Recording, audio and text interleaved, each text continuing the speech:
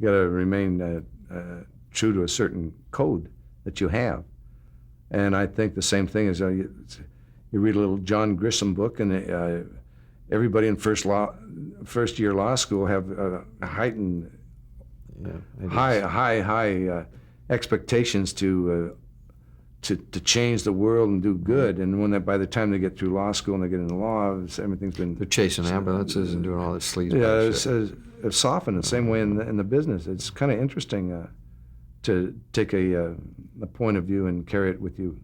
Try to do the best shows. You see the work of some actors who you see a consistent over their career. You see them dealing with a subject and that has a sensibility to it that carries through in the films. You see directors that have a certain sense. Do people really want to get into television, or they want to use that in a way to something else? You're going to be a writer, a performer. It could be a play. It could be a film. It could be television. So I tell you, I would say I'd study real hard and have a backup job, because it's not a long-term thing. It's not a secure thing. It's very hard. It's a very hard profession to make a living in. But whoever knew that the Smothers brothers would end up being some kind of a cultural icon and a reflection of a certain point of view that the country held at that time that was not being seen on television. We had no idea that this was going to be our fate, or that we would be tripping along and take a position. I became a poster boy for freedom of speech. It was a strange thing, because if you never tell a comedian, don't say that, because they will.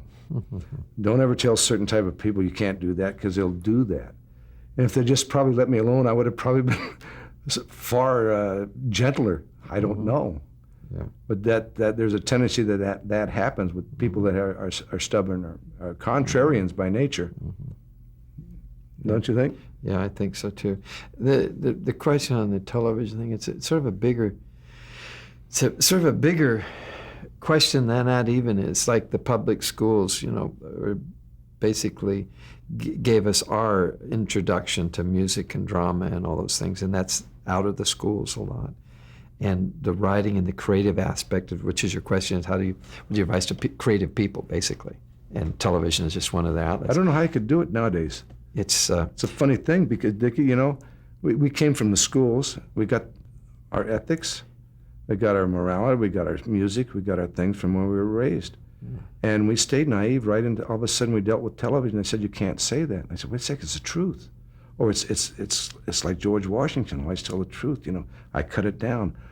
All those things we brought with us from the naivete of the 50s. When we first saw the U-2 go down, and our President Eisenhower said, we don't have spy planes. All of a sudden, here's the guy.